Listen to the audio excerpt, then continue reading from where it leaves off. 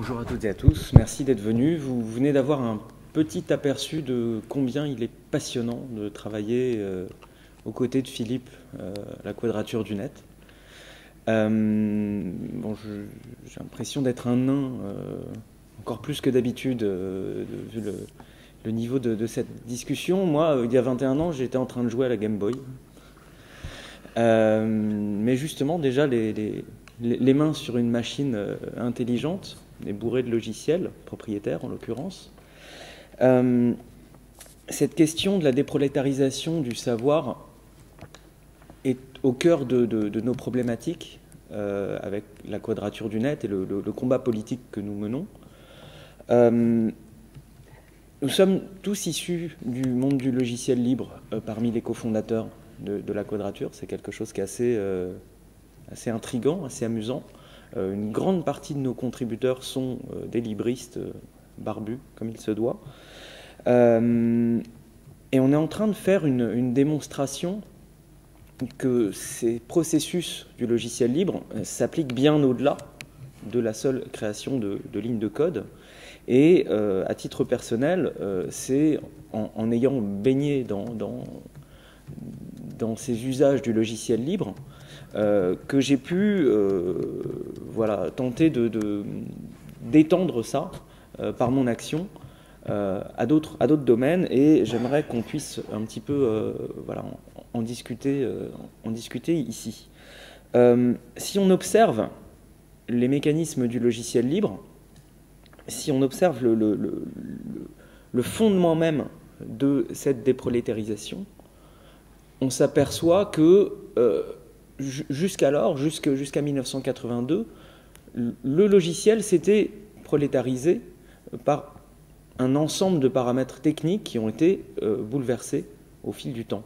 Le logiciel, à l'époque que décrivait Philippe entre la Seconde Guerre mondiale et on va dire l'avènement de la micro-informatique, c'était des supercalculateurs qui se comptaient sur les doigts de la main, qui valaient des millions de devises en cours à l'époque, et sur lesquels quelques-uns pouvaient programmer. Il était absolument exclu que qui que ce soit puisse bénéficier du logiciel une fois qu'il l'avait développé, parce qu'il restait évidemment au cœur du supercalculateur pour les usages militaires principalement ou commerciaux auxquels il avait été destiné. Donc de fait, dans l'histoire de l'informatique et du logiciel, cette prolétarisation de la production du logiciel était built-in, était intégrée dans le matériel.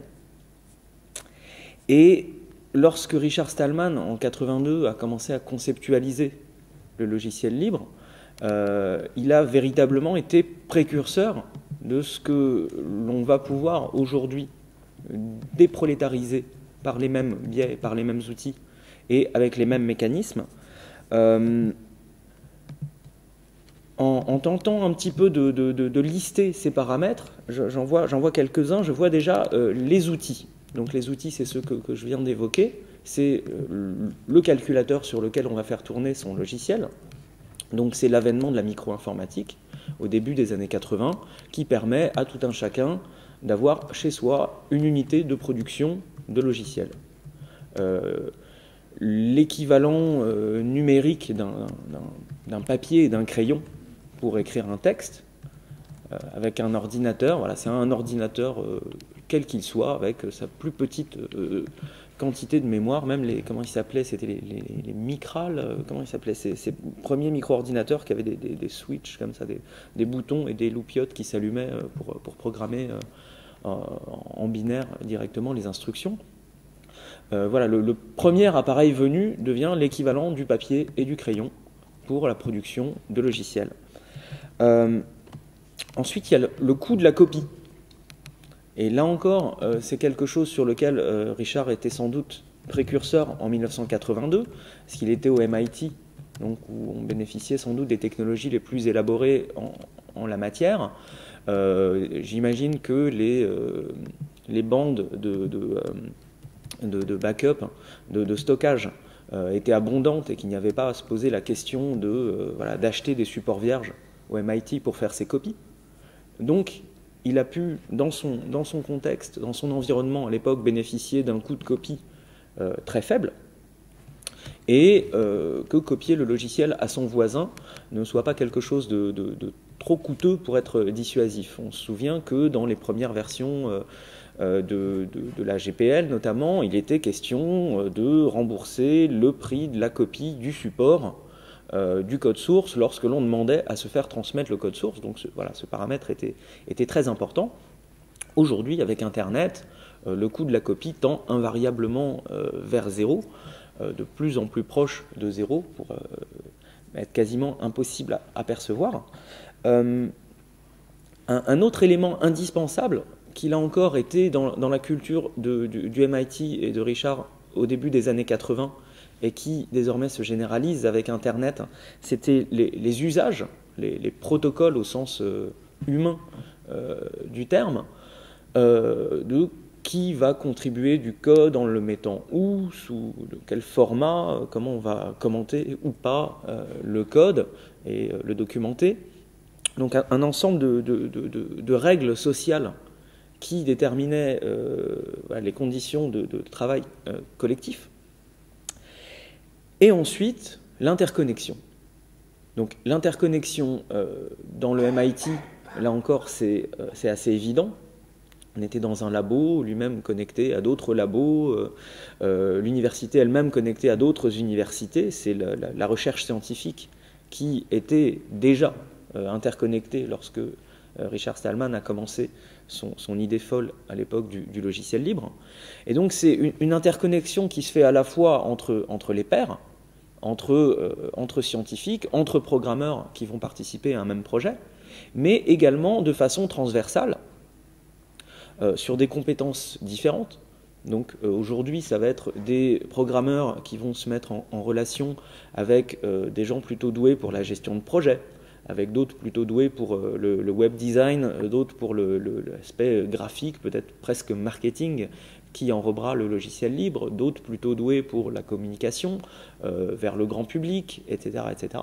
Donc là encore, Internet joue un rôle essentiel, parce qu'il permet cette interconnexion horizontale et verticale, multidirectionnelle, et comme pour le coût de la copie, pour un coût qui tend invariablement vers zéro.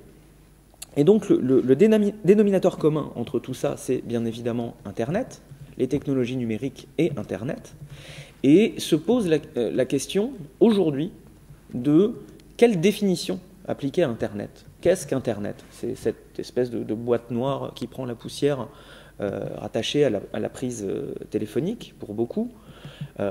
C'est la boîte beige un petit peu magique qui sert à imprimer les emails pour son assistant, pour bien des députés et sénateurs aujourd'hui.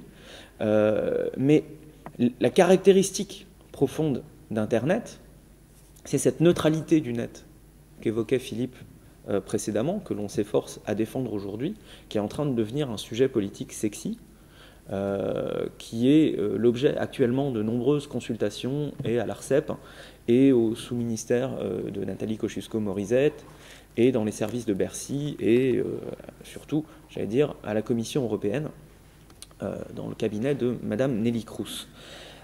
Cette neutralité du net était un ensemble de paramètres techniques à l'époque qui était absolument évident. Il n'y avait pas d'alternative à cette neutralité du net jusqu'à il y a peu de temps. Cette neutralité du net, c'est très simple, c'est tout le monde est un pair sur le réseau. Chacun est égal sur le réseau et chacun a autant de chances qu'un autre d'accéder à rigoureusement les mêmes contenus, les mêmes services et les mêmes applications. À partir du moment où aucun opérateur n'applique de discrimination sur qui est l'émetteur, qui est le destinataire, ou quelle est la nature de l'information transmise, on est dans cette neutralité du net, et il y a un Internet pour tous. Où que vous soyez connecté à Internet, que ce soit en Australie, au Pérou, non pas en Chine, ou en Angleterre, vous accéderez au même Internet. Je dis non pas en Chine, parce que techniquement en Chine, en appliquant des discriminations à l'accès en fonction de la destination ou même du type d'information accédée, la plupart du temps, techniquement, on peut dire que la Chine n'est pas, le réseau utilisé en Chine n'est pas Internet, c'est ChineNet. Comme il y a IranNet, comme il y a TunisiNet, comme on est en train de bâtir FranceNet aujourd'hui, on est en train, par ces discriminations, de détruire cette capacité totale d'interconnexion, cette neutralité du net qui est elle-même à la base de tous ces paramètres que je viens d'évoquer, au cœur de la production de savoir déprolétarisé du logiciel libre. Ce qui explique que l'on soit parfois un petit peu énervé à la Quadrature du Net, lorsque l'on voit la politique publique s'affairer à détruire cette neutralité du net, mais c'est un autre débat. La déprolétarisation de la production de savoir est quelque chose que l'on a rencontré de façon un petit peu transversale dans plusieurs dossiers que l'on a traités à la Quadrature du Net. Il est intéressant de voir combien ce processus de déprolétarisation s'oppose en choc frontal à la logique ancienne,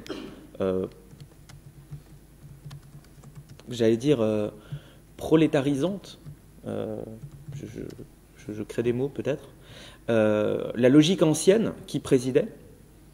Un exemple typique est celui de la création artistique, la production culturelle. On nous a emmerdés avec la DOPI. Vous avez tous plus ou moins suivi, j'imagine, la débâcle politique que c'est devenu, où là, on avait les anciens très bien installés dans le ministère de la Culture, la SACEM et autres institutions philanthropiques, dont les modèles économiques étaient basés sur le contrôle des canaux de distribution et le contrôle de la copie, qui s'opposaient frontalement à ces nouveaux usages de partage en réseau des œuvres par ceux qui les aiment, très souvent par ceux qui les font, et en tout cas par tous ceux qui collectivement font les nouveaux usages culturels, font la culture d'aujourd'hui. On a eu, alors que ça n'était pas le centre de nos préoccupations initialement, car la Quadrature du Net, on se préoccupe avant tout de la défense des libertés fondamentales à l'ère numérique, mais on a eu l'occasion de débattre de façon passionnante avec ces acteurs de la culture de ces nouveaux usages et des nouvelles conditions de production des œuvres culturelles.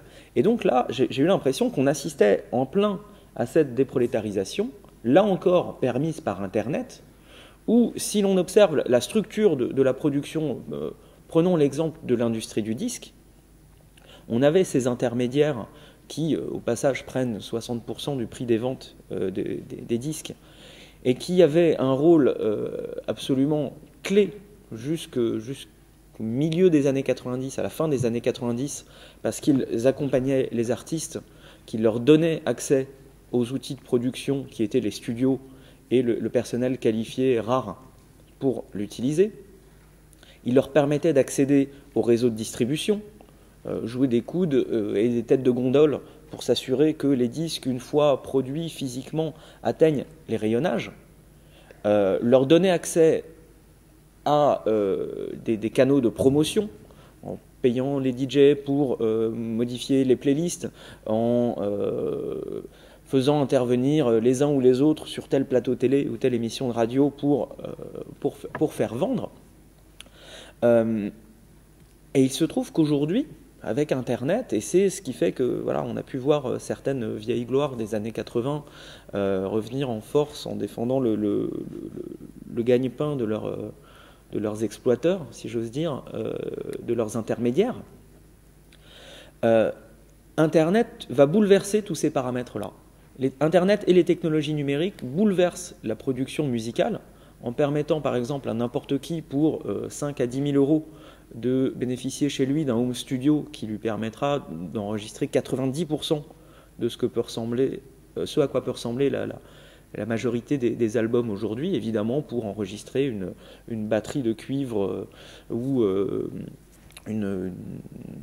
une flopée de tam-tam africains, il faudra toujours les conditions d'un studio qui, au passage, lui aussi coûte de moins en moins cher grâce aux technologies numériques et de plus en plus accessible. Une bonne partie de la production musicale peut aujourd'hui se faire dans un appartement de 50 mètres carrés. La distribution des œuvres, bon, là c'est gagné, il y a BitTorrent.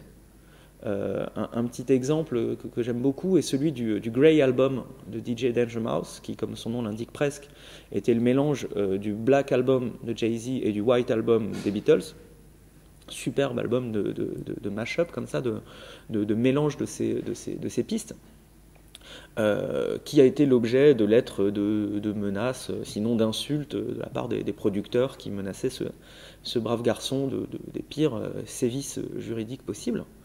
Une association, c'est Downhill Battle à l'époque je crois, a déclaré « Ok, faisons un Grey Tuesday, ce mardi, tout le monde va participer à la distribution de cet album, en le mettant à disposition sur BitTorrent, en le laissant à disposition, en le seedant sur BitTorrent. » Et je crois, de mémoire, que les téléchargements dont on a pu avoir trace se chiffraient à 40 millions, soit quelque chose comme l'équivalent de 200 disques d'or, ou autant que ce que Thriller de Michael Jackson avait vendu dans toute son existence.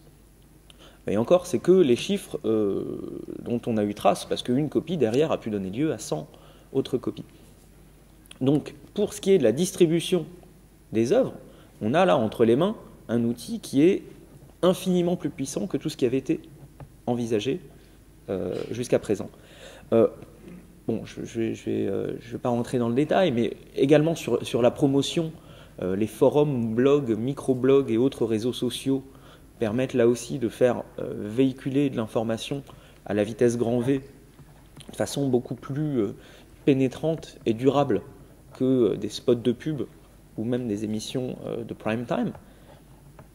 Et donc là encore, toutes les conditions sont réunies pour que les artistes, soit de leur chef, soit en faisant appel à des gens dont ce sera le métier, mais qui ne tiendront pas la plume de l'autre côté du contrat, et surtout de l'autre côté de contrats de production qui les mettrait pieds et poings liés. C'est toute une nouvelle gamme de services qui peuvent maintenant être apportés autour de l'édition et de la production musicale et culturelle, qui relève de cette déprolétarisation où on se réaccapare les instruments de la production. Et on pourra discuter, je ne sais pas, peut-être dans les questions-réponses ou après autour d'un café, des nombreux exemples de groupes, de micro-labels, d'initiatives diverses et variées qui permettent à des artistes d'atteindre à peu près un seuil de subsistance ou en tout cas le niveau de revenu qui leur permet de produire l'œuvre d'après. Il y a le ravissant exemple de Sita Sings the Blues, qui est un long métrage d'animation ravissant, matinée de mythologie indienne, une imagerie indienne comme ça, où l'auteur avait tenté d'intégrer des vieux blues des années 20 et s'est retrouvé devant une montagne juridique absolument indémerdable. Du coup, a décidé de diffuser le tout en Creative Commons, a gagné de nombreux prix de festivals d'animation, etc. Et atteignant une forte renommée sur Internet, a juste lancé cet appel.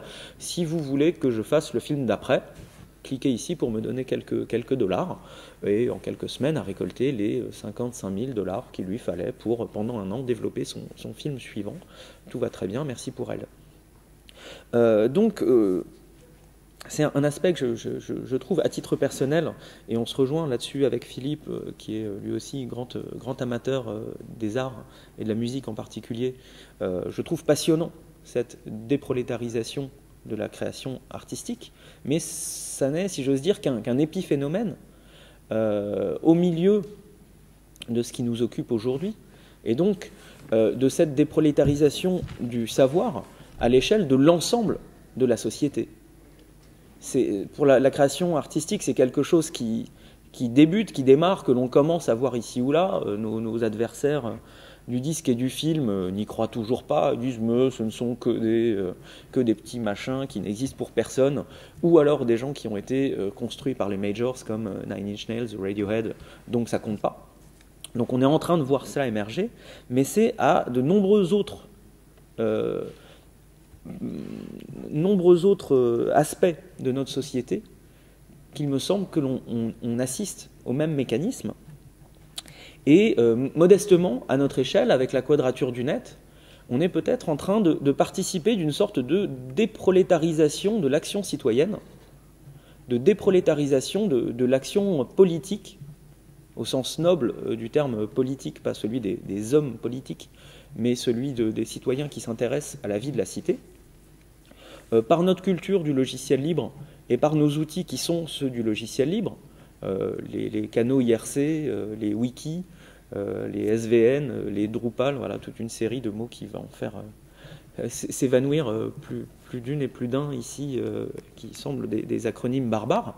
Ce sont les outils libres utilisés par les acteurs du logiciel libre que l'on met en œuvre toute la journée pour construire notre action politique et pour mener cette mission d'éducation, si le terme n'était pas dangereux, en tout cas de production de savoir sur le processus législatif, sur le processus politique, et production de savoir citoyen sur comment agir en tant qu'individu, comment faire entendre sa voix pour participer à défendre ces libertés fondamentales lorsqu'elles sont menacées.